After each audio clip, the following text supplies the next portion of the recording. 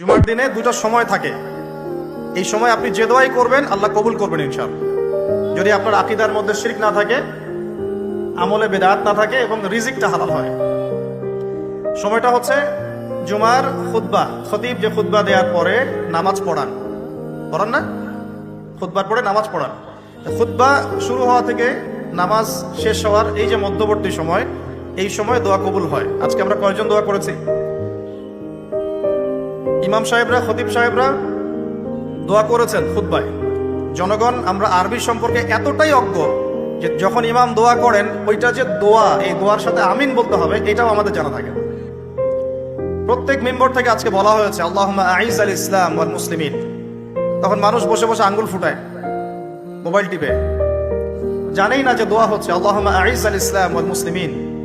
আল্লাহ ইসলাম এবং মুসলমানদেরকে তুমি ইজ্জত দাও, সম্মান দাও। ওয়াদিল্লা শিরকা ওয়াল মুশরিকিন, প্রত্যেক খতিব বলেছেন আজকে আল্লাহ তুমি মুশরিকদেরকে এবং শিরককে অপদস্থ করো। ওয়াদাম্মির আ'দা আদ-দ্বীন, তোমার দ্বীনের যত শত্রু আছে আল্লাহ তাদেরকে ধ্বংস করে দাও।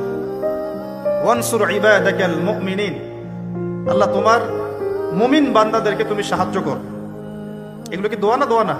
আরেকটা সময় জুমার দিনে আসরের ওয়াক্তের পর থেকে মাগরিব পর্যন্ত, আসরের ওয়াক্তের পর থেকে মাগরিব পর্যন্ত এই সময়টুকুর মধ্যে দোয়া কবুল হয়।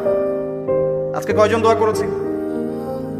দোয়া হবে নিজের জন্য, নিজের পরিবারের জন্য, নিজের আত্মীয় স্বজনদের জন্য, নিজের রিজিকের জন্য, ব্যবসার জন্য এবং উম্মতে মুহাম্মাদির জন্য। আজকের আলোচনার বিষয় দোয়া নয়, কিন্তু দোয়া একটা খুব গুরুত্বপূর্ণ বিষয়। কোন কোন ক্ষেত্রে মুসলিমদের কাছে এই দোয়ার অস্ত্র ছাড়া এখন আর কোনো অস্ত্র বাকি নাই। এই অস্ত্রটা কি আপনারা প্রয়োগ করতে পারবেন না? পারবেন না?